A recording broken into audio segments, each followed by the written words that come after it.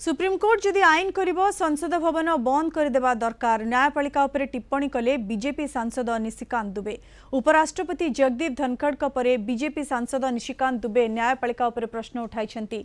वकफ संशोधन अधिनियम उपरे सुप्रीमकोर्ट रे जारी शुनानी उपरे कड़ा टिप्पणी करिछन्ति निशिकांत दुबे। से कहिछन्ति जे जदि आईन करिबा भी सुप्रीमकोर्ट रो काम तेबे संसद भवन बंद करदेवा दरकार। वकफ संशोधित आईन को चैलेंज करी आवेदनकारी सुप्रीमकोर्ट को द्वारस्थ होइछन्ति। आवेदनकारी जुक्ति जे एही संशोधित आईन रे वकफ बाय यूजर परी धारा और अण मुसलमान को वकफ बोर्ड रे शामिल करबा प्रावधान संविधान रो मौलिक अधिकार को उल्लंघन करुछि।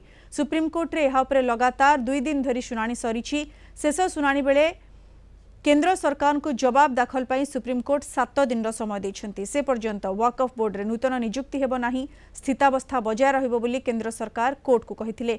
ए मामलार परवर्ती शुनानी मे 5 तारिख रे हेबो। न्यायपालिका उपरे कड़ा टिप्पणी करिथिले उपराष्ट्रपति। विधानसभा पारित बिल उपरे निष्पत्ति लेवा लागि राष्ट्रपति पाई सुप्रीमकोर्ट समय सीमा धार्य उपरे उपराष्ट्रपति आपत्ति उठाइथिले।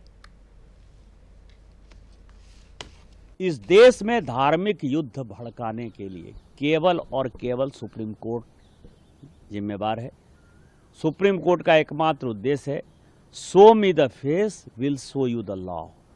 सुप्रीम कोर्ट अपनी सीमा से बाहर जा रहा है। सुप्रीम कोर्ट की सीमा यह है कि भारत का संविधान जिस कानून को बनाया उस कानून की उसको व्याख्या करनी है, और यदि वो व्याख्या नहीं कर सकती है और सब कुछ के लिए सुप्रीम कोर्ट जाना है तो इस संसद का कोई मतलब नहीं है, विधानसभा का कोई मतलब नहीं है, उसको बंद कर देना चाहिए। जो अपॉइंटिंग अथॉरिटी है उसको आप निर्देश कैसे दे सकते हैं? भारत के चीफ जस्टिस का अपॉइंटमेंट भारत का राष्ट्रपति करता है। इस देश का कानून भारत का पार्लियामेंट बनाता है। उस पार्लियामेंट को आप डिक्टेट करेंगे? 5 जज बेंच की, जो मैं आपको बताऊं कि नज़ीर की एक जजमेंट है, 1942 की प्रिवी काउंसिल की जजमेंट है, उसमें यह कहा गया कि जहां कानून नहीं लिखा हुआ है उसके बारे में यदि प्रिवी काउंसिल या सुप्रीम कोर्ट कोई जजमेंट देती है तो बात समझ में आती है।